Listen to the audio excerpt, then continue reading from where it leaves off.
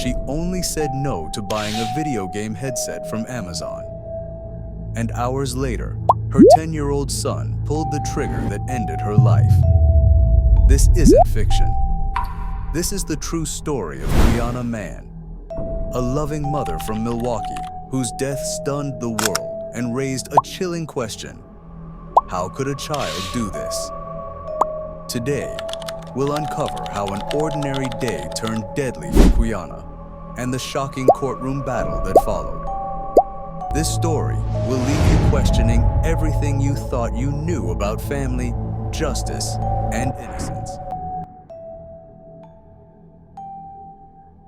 Quiana Mann was more than a name in the headlines. She was a mother, a fighter, a dreamer. By the day, she worked as a healthcare coordinator, guiding people through some of their hardest battles. By the night, she sat at her desk as a student, chasing a dream most people give up on. She was just 3 credits away from earning her MBA in business from Concordia University, Mequon, Wisconsin, a proof that even at 44, she had refused to stop growing, building, and securing a future for her children. Her life was a balancing act of love and sacrifice, raising her kids, holding down a career, serving faithfully in her church choir, and still finding time to push herself towards something greater. Quiana wasn't just living for the moment. She was laying down bricks for a presumed tomorrow. But she never knew that everything would be destroyed in a single moment, over one word that nearly every parent has spoken. It was November 21st, 2022, just another Monday in Milwaukee. The air was crisp, the sky a dull gray, the kind of day that slips by unnoticed. Inside her home, Quiana moved through her morning routine like she had so many times before. From breakfast to chores, having some conversations with her children like any other parent. For her, it was just another day. But for her son, it was different. He had only one thing on his mind: a virtual reality headset from Amazon. He asked earlier if it could be bought for him. But Quiana, balancing bills, responsibilities, and the reality of life, said no. It was the kind of answer every parent has given 1,000 times. A simple boundary. A moment you expect your child to outgrow. But for her son, that single word, no, didn't fade. It festered, and things would later twist into something unthinkable.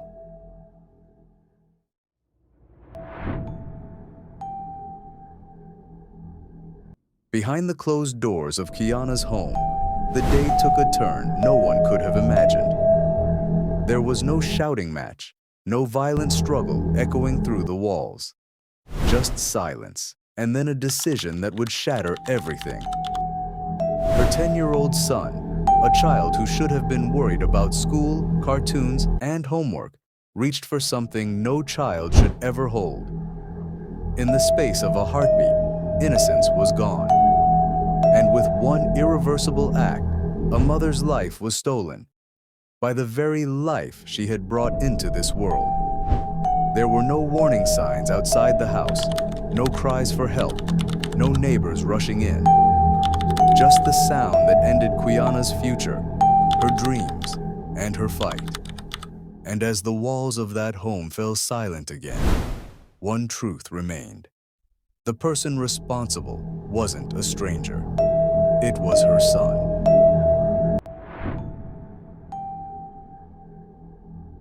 When the news broke, it didn't make sense. Quiana Mann was dead. But the headline wasn't what stunned people most. It was the suspect. Neighbors stood outside in disbelief, whispering, shaking their heads. How could this happen on such a quiet Milwaukee street? Family members were paralyzed with grief, some refusing to believe it at all. Because this wasn't the story of a home invasion. It wasn't the story of a robbery gone wrong. The horror lived inside the house, and it came from the hands of a boy too young to even understand what life meant. Reporters scrambled for answers. Police tried to explain the unexplainable. But there was no headline big enough, no word sharp enough to capture the nightmare. A mother, gone, at the hands of her own child. And as detectives arrived on scene, one haunting question hung in the air. Why would a child kill his own mother?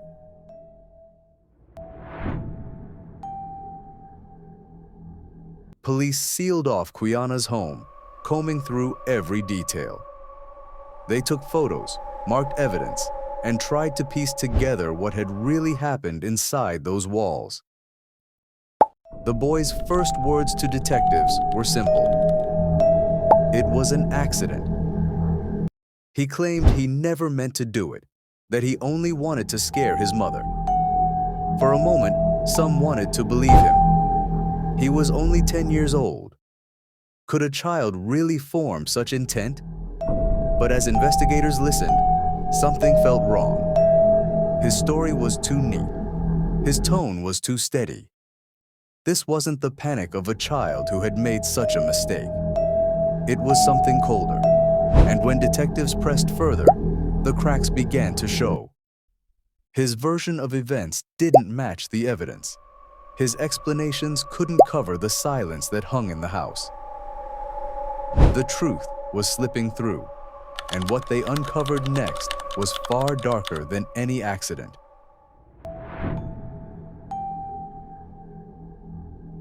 At first, detectives couldn't believe it. A 10-year-old capable of murder? It seemed impossible. So they searched for other answers. Was there an intruder? Has someone broken in and staged the scene? They checked doors, windows, even canvassed the neighborhood for strange cars or suspicious faces. But nothing fit. Then came the whispers. Maybe a relative was involved. Maybe someone had pressured the boy or planted the weapon. Leads trickled in, but each one collapsed under scrutiny. They were chasing shadows. And yet, even as evidence kept pointing back to the child, there was hesitation. How do you accuse someone so young of something so grave? For days, the story wavered between accident and intention, between denial and truth. But the deeper detectives dug, the more undeniable it became. The culprit wasn't out there somewhere. He was already sitting inside the interrogation room.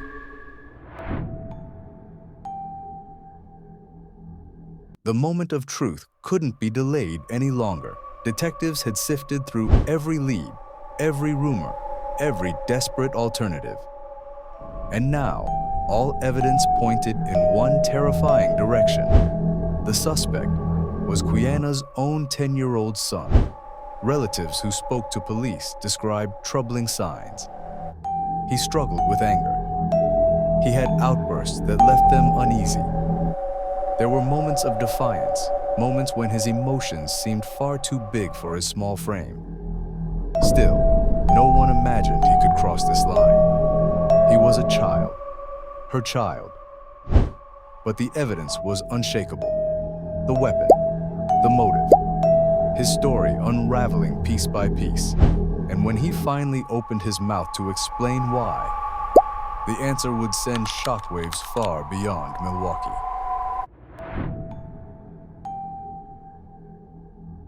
After hours of questioning, the story of an accident finally broke apart. Detectives leaned in. The boy shifted in his chair. And then, he told them the truth. He wasn't sorry because it was a mistake. He wasn't confused about what had happened.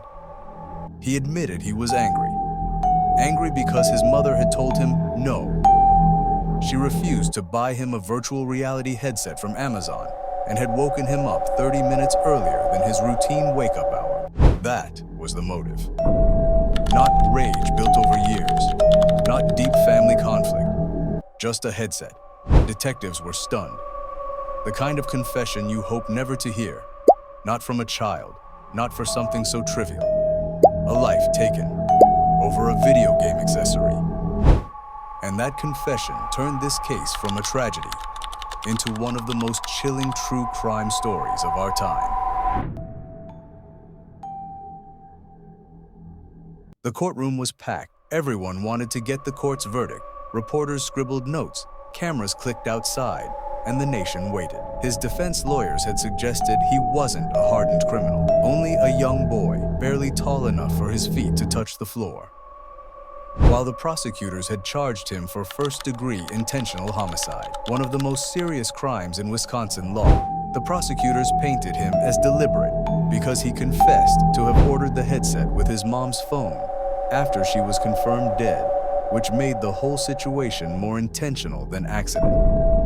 They insisted he knew exactly what he was doing, and the case should not be seen as a child's accident, but a planned act. The defense pushed back, arguing he was too young to grasp the weight of death, pointing to his age, his mental health, and his inability to truly understand the consequences. The tension was unbearable. Every question, every answer, every glance at the boy who should have been in school, not court. And as the trial unfolded, one impossible question echoed through the room. Can a 10-year-old truly understand murder?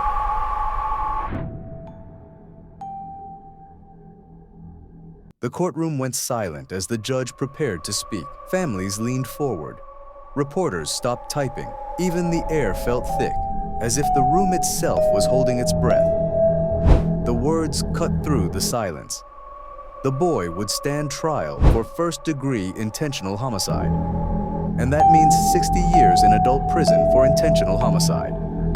The charge would not be reduced. The weight of an adult crime placed squarely on a child's shoulders. Some gasped, others wept. To some, it was justice. To others, it was unthinkable. A child tried as if he were grown. But no matter where you stood, one truth was undeniable. The verdict didn't bring Quiana back. It didn't heal the wound in her family. And it didn't answer the question of what to do when innocence itself becomes guilty. Because even with the gavel struck, the question remained. Had justice really been served? Or had another life been lost to the system?